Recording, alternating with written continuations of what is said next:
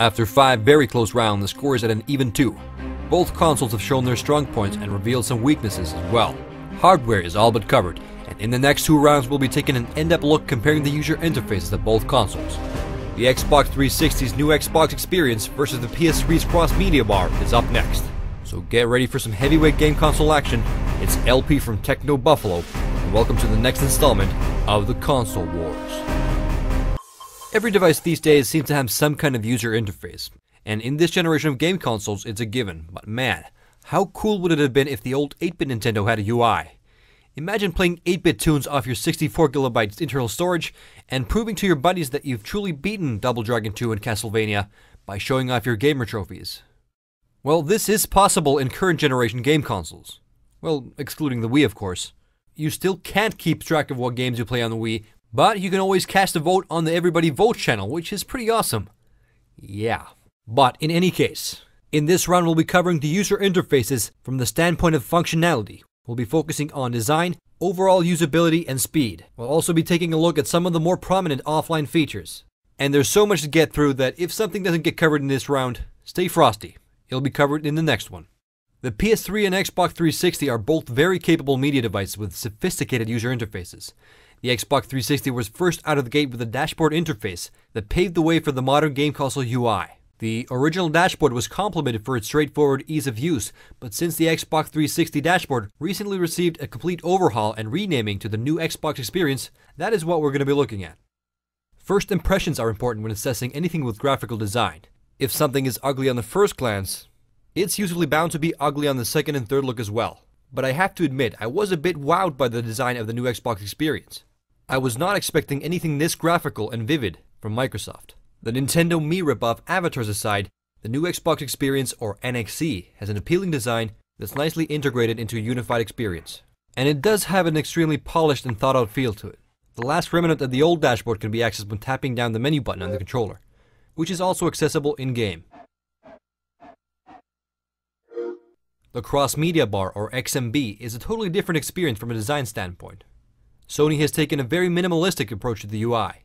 It has a very sleek but simple look to it, and the layout of the cross-media bar can be made out in a single glance, which is excellent. Even though I was impressed by the clean look and design of the XMB, it did not wow me as much as the new Xbox experience. The new Xbox experience with its highly visual approach is definitely more accessible for the new user. Both systems have user profiles that work as your digital identity on the game consoles. On the Xbox 360, the gamer profile is identified by a profile name called the gamer tag. The gamer tag works as the Xbox Live account name, but also an offline profile name. For your profile, you're required to create an avatar. The Xbox 360 avatars are basically high-definition versions of Mii's.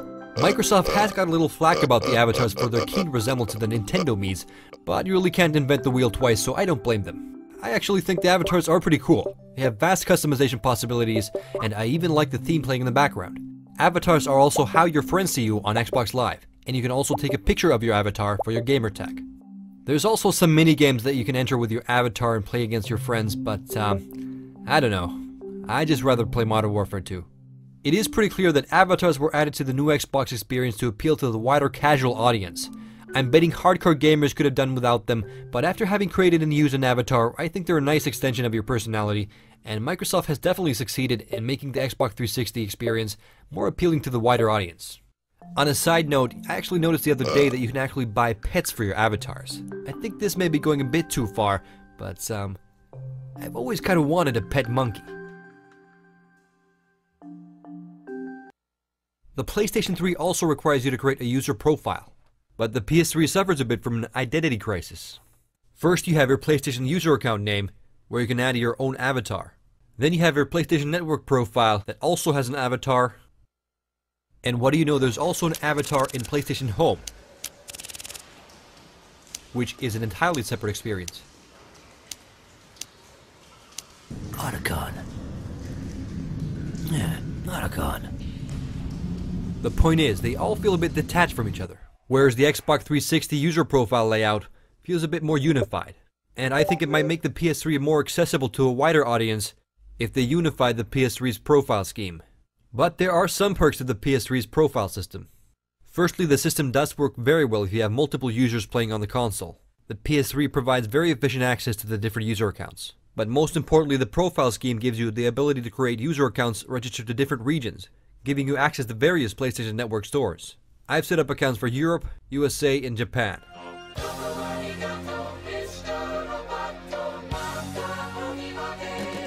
Alrighty, next we're going to be checking out the customization possibilities on each console. Themes work as an extension to the design of the interface. The PlayStation 3 has extensive customization possibilities. For the PS3, you can find countless amount of themes online, and you can also create your own themes using some third-party applications. With the 3.0 firmware update, you can also have some very cool animated themes. Some free and some will cost you a few bucks. Themes on the Xbox 360 are also kinda cool. Most of the time they work as a wallpaper or backdrop, but for example the Friends channel is nicely integrated into the theme with some 3D elements as well. But unfortunately most of the themes on the Xbox 360 are not free, and while I like customizing my console, I'm not willing to pay for it.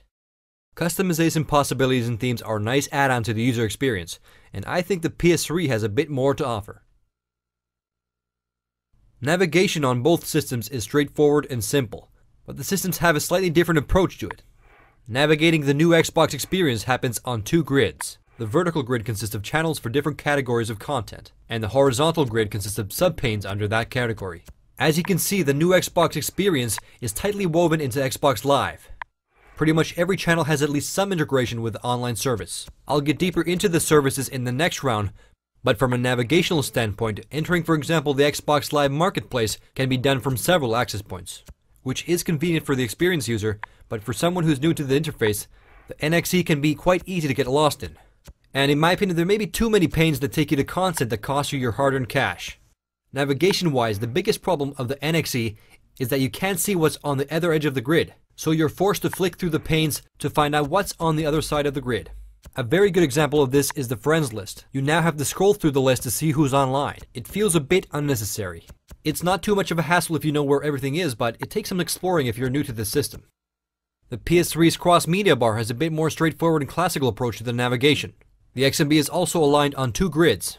On the horizontal grid, we find icons representing different categories. Under the icons, the XMB is opened up by a simple list that runs vertically. Navigation on the PS3 is quite self-explanatory. Under the tool icon you find your settings, and under the music icon you find audio content, and so on. There is less integration to online features, but on a positive note, the online content is not scattered all around the interface, and the PS3's cross-media bar definitely feels a lot less bloated with content than the NXE. And there's also less coercion towards paid content on the PS3. Game launching on both systems is excellent. Getting to your games is fast and easy, but the PS3 has a more graphical approach, which is definitely more appealing to the eye. Speed is something I appreciate. I'd probably overclock my toaster were it possible. And the new Xbox experience is in many ways fast, but speed is where the simplicity of the cross-media bar shines. The XMB is very fast to navigate and it's basically as fast as your fingers. If you know your way around the interface, everything is within the reach of a couple of seconds. For example, accessing your music and videos is almost instant.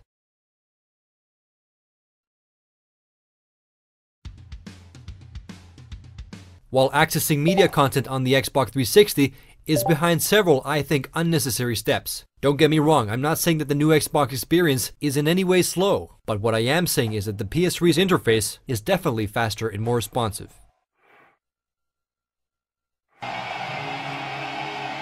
To sum it up, the NXE is fast, but it's limited a bit by the animations when moving between the panes, while the cross-media bar is basically only limited by the speed of your fingers.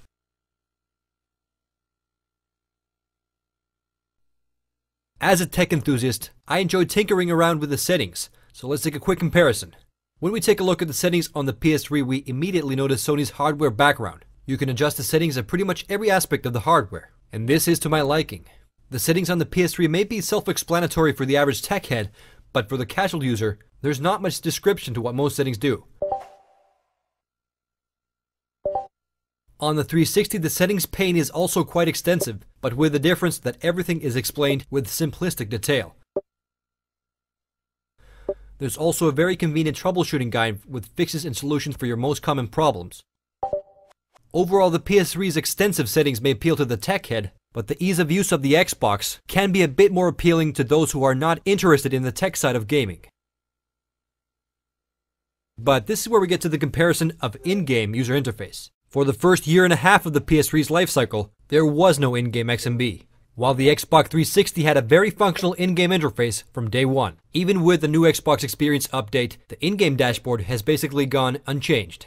It does feel like a separate experience compared to the NXE, but I'm pretty sure Microsoft has left the old in-game interface as a failsafe and to keep the hardcore gamers happy. You've always been able to play your custom music tracks, compare achievements, adjust some settings, and chat with your buddies via the dashboard interface. It's a system that worked very well from the start, and it's really no surprise that Sony copied the whole concept for the in-game XMB.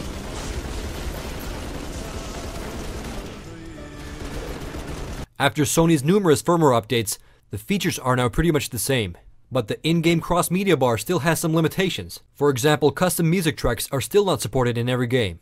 In terms of layout and navigation, the in-game cross-media bar is basically the same as the cross-media bar outside the game.